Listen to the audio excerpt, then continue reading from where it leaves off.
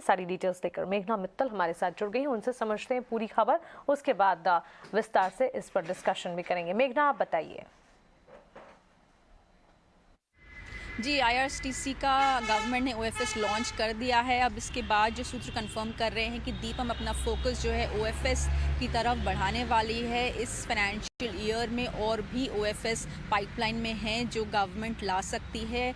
इसका कारण ये है कि अगर बेमिल और शिपिंग कॉरपोरेशन के जो स्ट्रैटेजिक सेल्स थे उनके डिले होने की वजह से दीपम ने अब ओएफएस की तरफ रुख करा है, और काफ़ी सारे सेक्टर्स में, फर्टिलाइजर सेक्टर, डिफेंस सेक्टर में हिंदुस्तान जिंक का ओएफएस अभी पेंडिंग है।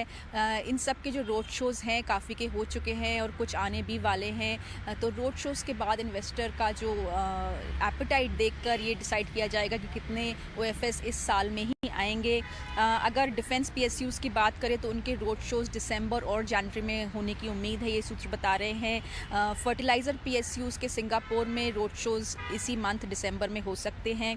इसके अलावा बाकी जो रेलवे के जो पीएसयूज़ हैं उनके ऑलरेडी रोड शोज़ कंप्लीट हो चुके हैं। इन तीनों सेक्टर्स के रोड शोज़ के कंप्लीट होने के बाद डिसाइड किया जाएगा। इसके अलावा हिंदुस्तान जिंक का जो ओएफएस है वो जनवरी 5 के बाद आने की उम्मीद है, ये सूत्र कंफर्म कर रहे हैं। जो टोटल 29.5% गवर्नमेंट का स्टेक है हिंदुस्तान जिंक में, उसमें से फर्स्ट ट्रांच लगभग 10% के अराउंड हो सकता है। इससे एक बड़ा चंक ऑफ रेवेन्यू दीपम को मिलेगा, थोड़ी तो हेल्प मिलेगी उससे।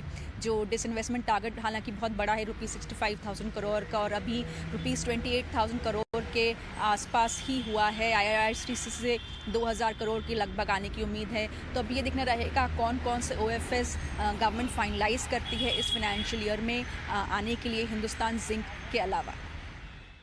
राइट मेघना, बेहद इंपॉर्टेंट जानकारी आप दे रही हैं, आपको बहुत शुक्रिया हमारे साथ जुड़ने के लिए। आईआरसीटीसी की खबर के बाद स्टॉक में तो हमने यहाँ पर नेगेटिव रिएक्शन, डाउन ट्रेंड देखे, लेकिन सरकार का ओएफएस पर फोकस है और इसी सूची में हिंदुस्तान जिंक और साथ ही fertiliser counters like Chambal fertiliser, RCF, fact, national fertiliser जैसे स्टॉक्स भी शामिल हैं। आने वाले दिनों में संभावनाएं हैं कि इन तमाम कंपनियों पर भी ओएफएस की खबरें आ सकती है। बहरहाल नेशनल फर्टिलाइजर या फर्टिलाइजर स्टॉक्स में तो अच्छा खासा एक्शन है, लेकिन आईआरसीटीसी के स्टॉक में जो डाउनवर्ड ट्रेंड नजर आ रहा है।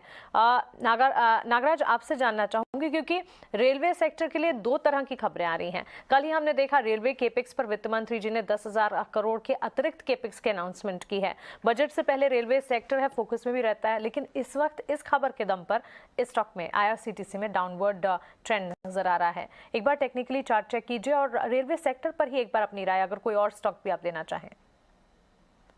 जी हाँ, आईआरसीटीसी का आप बात करोगे कि कल का जो न्यूज के बाद छोटा सा अपसाइड दिखने को मिला, लेकिन आज ओएफएस के न्यूज के बाद एक शार्प डिक्लाइन अभी तक दिखने को मिला है, करीब 6% का। टेक्निकली आप कह सकते हैं कि ये इंपॉर्टेंट जो लेवल बना हुआ था अराउंड 700 के आसपास, जो 200 EMA का वो ब्रेकआउट दिया है डाउन साइड में, और एक बड़ा gap, huge down side gap भी फॉर्मेशन हुआ है। टेक्निकली हम मानते हैं कि जब भी ट्रेंड शुरुआत में जब भी डाउनसाइड गैप फॉर्म होता है तो लंबा चलता है वो ट्रेंड, मेरे ख्याल से और भी एक वीकनेस जारी रहेगा स्टॉक्स में, और निचला स्तर में उसका सपोर्ट रहेगा अराउंड 670-75 के आसपास, 670 के आसपास।